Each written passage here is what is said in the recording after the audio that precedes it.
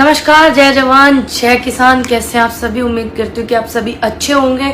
और आज एक ऐसा दिन है, काला दिन, जिसका सभी को पता है। ये दिन पहले से ही हमारे लिए बहुत ज़्यादा खराब है, क्योंकि आज ही के दिन शहीद भगत सिंह, राजगुरु सुखदेव जो है, उनको आज फांसी की सजा सुनाई गई थी। ये दिन इसलिए भी हमारे लिए खराब होता है, हमेशा से पहले से ये दिन हमारे लिए खराब है। और फिर सभी को याद होगा कि 14 फरवरी के दिन जो है पुलवामा में जितने हमारे भाई शहीद हुए वो उनकी जो है शहादत हुई 14 फरवरी को। तो मैं हमारे जितने भी पुलवामा में भाई शहीद हुए, राजगुरु सुखदेव, मैं उनको हाथ जोड़ करके नमन करती हूँ और श्रद्धांजलि अर्पित करती हूँ पूरे देशवासियों की तरफ से। क्योंकि हमारे देश में ऐसा पहली बार नहीं हुआ कि हमारे किसानों के और बुजुर्गों के बच्चों की जो शहादतें होती हैं, और शहादतें उन्हीं की होती हैं जिनका इतिहास में नाम लिया जाता है, जिनको इतिहास याद करता है। लाख कोशिश कर ले आप लोग, लेकिन ये पुलवामा बच्चा इसको याद रखेगा, और उन जवानों के परिवार जो है वो सब याद रखेंगे कि आज के दिन हमारे पिता, आज के दिन हमारे भाई, आज के दिन हमारा बेटा, हमारा पति आज के दिन शहीद हुआ था। और किन लोगों की वजह से शहीद हुआ था? लोकसभा चुनाव लड़ा था 2019 में, हमारे प्रधानमंत्री जी, सरकार ने कितनी सारी वोटें लूटी 2019 में जो चुनाव हुआ था लोकसभा का। लेकिन आपने एक चीज और सुनी होगी, उसी पुलवामा में भाई हमारे शहीद हुए आगरे में। उनकी एक जो विधवा थी, वो बैठ करके आंदोलन करी, जो उनको शहीदी का दर्जा मिलना था, वो शहीदी का दर्जा भी नहीं उन्हें मिला।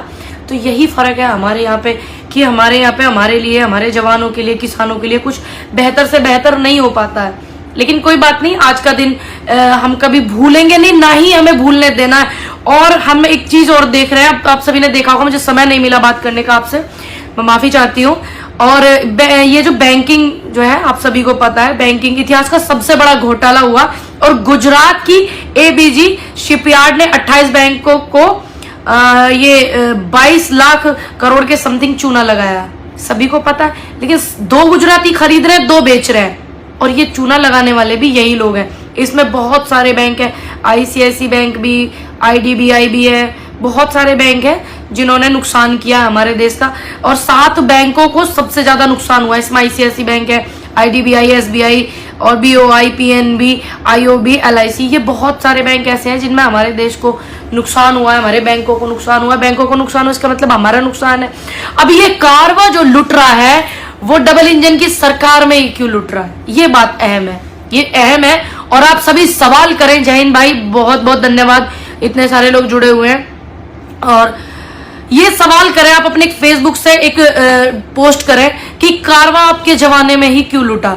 और ईवीएम के जो हालात थे, और ये तो सबके वीडियो भी आ रहे हैं, आपने कैराना वाला भी देखा होगा, बिना नंबर प्लेट की जो गाड़ी है उसमें जा रही है, उनकी बहन जो है कैंडिडेट की, वो विरोध भी कर रही है, लेकिन कोई क्यों नहीं सुन रहा है? बहुत सारी ऐसी चीज है।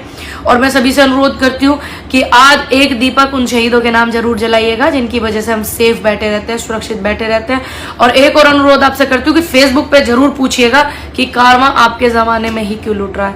ये बैंक की जितनी लूट पाट, ये बैंकों को फ्रॉड कर करके जा रहे हैं, ये भाग क्यों रहे हैं, और ये आपके जमाने से क्यों भाग रहे हैं? चलो आप पूछते हो कि क्या किया 70 साल में कांग्रेस ने क्या किया? कांग्रेस ने वो किया जिसे तुम बेच रहे हो, जिसे तुम खा रहे हो। कांग्रेस ने वो किया जिसको तुम लूट रहे हो, जिसके तुम इतने चर्चे पर्चे विज्ञापनों में पैसे खराब कर रहे हो, वो कांग्रेस ने किया था। जिससे तुम 6 कटोरों की मलाई रखी हुई, उसको तुम चाट रहे हो। दूसरी बात, कांग्रेस पार्टी का जो 70 साल का रिकॉर्ड निकला है कि कांग्रेस पार्टी ने इतना खाया, 70 साल में कांग्रेस ने अगर देश को लूटा तो वो इतनी गरीब पार्टी क्यों आई? अभी रिकॉर्ड निकला था ना 4-5 दिन पहले। और आपने 7 साल में अगर विकास किया तो फिर भारतीय जनता पार्टी सबसे ज्यादा अमीर क्यों पाई गई? ये भी सोचने की बात। तर्क लगाइए, दिमाग का जरूर इस्तेमाल कीजिएगा। लेकिन मुझे लगता है कि अंधभक्तों अभी भी यही बोलूंगी, चाहे जो मर्जी हो जाए मैं वोट वहीं दूंगा। तो इस बात को आप उन्हें समझाने की कोशिश करो। अगर नहीं समझेंगे तो कोई बात नहीं, क्योंकि हमारे भाई जो है वो अपने लिए लड़ रहे हैं, हम जैसे लोग लड़ रहे हैं देश के हित में, और वो सिर्फ ताली और थाली बजाने में बिजी रहेंगे। तो मेरा अनुरोध है कि आप सवाल करें कि आपके जमाने में ऐसी चीजें क्यों हो रही हैं। 2014 से पहले का रिकॉर्ड निकालें, 2014 के बाद का आप रिकॉर्ड निकालें, कितने किसानों ने आत्महत्या की, कितनी बेटियों के बलात्कार हुए, कितने जवान हमारे शहीद हुए, ये सारे रिकॉर्ड आप निकाल करके फिर इसका इस्तेमाल करें। क्योंकि वोट की चोट बहुत जरूरी है, और आज दूसरा चरण भी है। और बहुत सारी शुभकामनाएं सभी कैंडिडेटों को। और हाँ, एक बात याद आ गई, सभी बोल रहे थे कि भाई ये चुनाव आयोग के निर्देश है कि आप प्रचार नहीं करोगे, अच्छी बात है, निर्देशों का पालन करना चाहिए। लेकिन हमारे देश के प्रधानमंत्री देश को संबोधित करते हुए चुनाव आयोग की जो गाइडलाइन है उनको भूल गए, वो फिर भी चुनाव का प्रचार कर रहे हैं। तो ये मुकदमे उन पे नहीं होंगे, क्योंकि भाई वो देश के प्रधानमंत्री हैं और बिल्कुल होने चाहिए। मैं चुनाव आयोग से अनुरोध करती हूँ, उनके पूरी जितनी कमेटी, उनके पूरे मेंबरों से, कि आप उनको भी बोलिए कि क्यों वो बैठ करके सोशल मीडिया पे प्रचार कर रहे हैं, जब हमें मना कर दिया गया।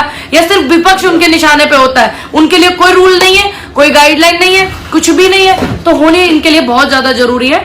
और आप सब अपना ध्यान रखिएगा और सवाल जरूर पूछिएगा, क्योंकि सवाल वही पूछते हैं जिनकी इतनी हैसियत होती है कि हम सवाल पूछ सकें। जय हिंद, जय भारत, जय जवान, जय किसान। बहुत सारी शुभकामनाएं आप सभी को। एक बार फिर से मैं नमन करती हूँ उन शहीदों को जिनकी वजह से हमारा देश सुरक्षित है, और उनके परिवार को मेरी तरफ से बहुत सारी संवेदनाएं।